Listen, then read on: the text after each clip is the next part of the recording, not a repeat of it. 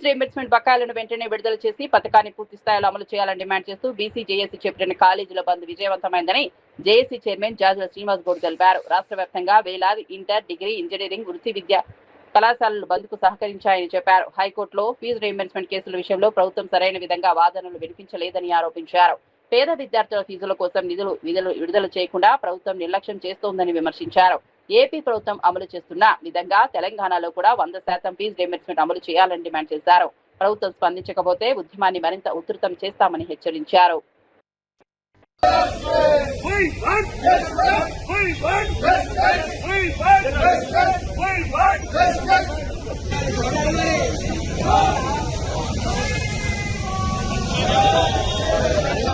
खबरदार विद्यार्थी व्यतिरेक ప్రభుత్వమా खबरदार विद्यार्थी व्यतिरेक ప్రభుత్వమా దిగిరాని ప్రభుత్వాన్ని దిగిరాని విద్యార్థి వ్యతిరేక ప్రభుత్వమా खबरदार విద్యార్థి వ్యతిరేక ప్రభుత్వమా खबरदार విద్యార్థి వ్యతిరేక ప్రభుత్వమా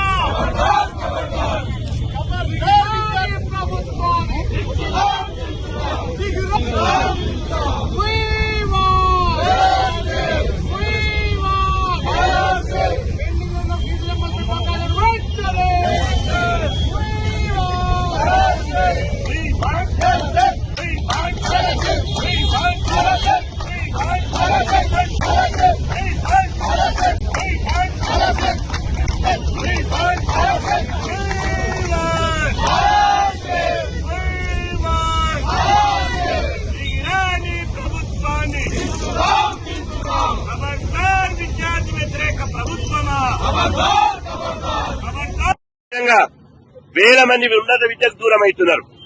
ఈ రోజు నేను చివరిగా చెప్తున్నా, కాంగ్రెస్ ప్రభుత్వం ఫీజులు ఇవ్వకపోతే మీ గద్దె దింపడం ఖాయం.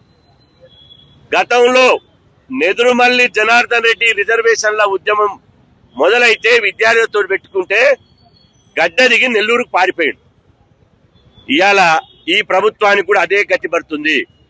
మీరు అనుకోవచ్చు, ఎంత మందిని అరెస్ట్ చేస్తారో చేయండి, ఎంత మందిని నిర్బంధిస్తారో నిర్బంధించండి, కానీ ఉప్పెనలాగా ఉవ్వెత్తున ఈ విద్యార్థి సమాజం ఇవాళ 33 జిల్లాల రోడ్ల మీదకి వచ్చి కాలేజీలు బంద్ పెట్టి పుస్తకాలు పక్కకేసి మాకు మా హక్కు, మా ఫీజు మాకు కావాలి అని చెప్పి కొట్లాడుతుంటే ఇవాళ రాజకీయం చేస్తారా? మంత్రులు ఏం చేస్తారు? గన్ పార్క్ దగ్గర వచ్చి కూర్చుంటున్నారు. గన్ పార్క్ దగ్గర కూర్చుంటున్నారు కదా, మీరు బహిరంగ చర్చకు రమ్మంటారు కదా, అసెంబ్లీ సమావేశం పెట్టండి. ఎందుకు ఈ రాజకీయ డ్రామాలు చేస్తారు? ఎందుకు ఫీజు రియంబర్స్మెంట్ ఉద్యమాన్ని పక్కదో పట్టించాలని చూస్తారు?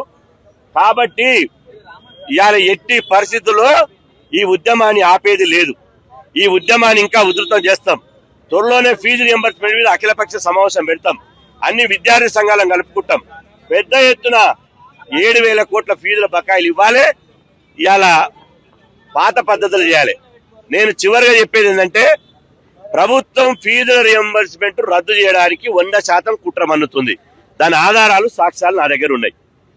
ఒక ఆధారం చెప్తా. ప్రైవేట్ యాజమాన్యాలు ప్రభుత్వం ఫీజులు ఇస్తలేదు, విద్యార్థులు ఫీజులు కడతలేరని చెప్పి హైకోర్టులో కేసు వేశారు. హైకోర్టులో కేసు వేస్తే హైకోర్టులో విద్యార్థుల తరపున, పేద విద్యార్థుల తరపున బలంగా వాదనలు వినిపించాల్సినటువంటి అడ్వకేట్ జనరల్ ఈ కేసులో ఎందుకు అటెండ్ కావడం లేదు? అడిషనల్ అడ్వకేట్ జనరల్ ఎందుకు అటెండ్ కావడం లేదు?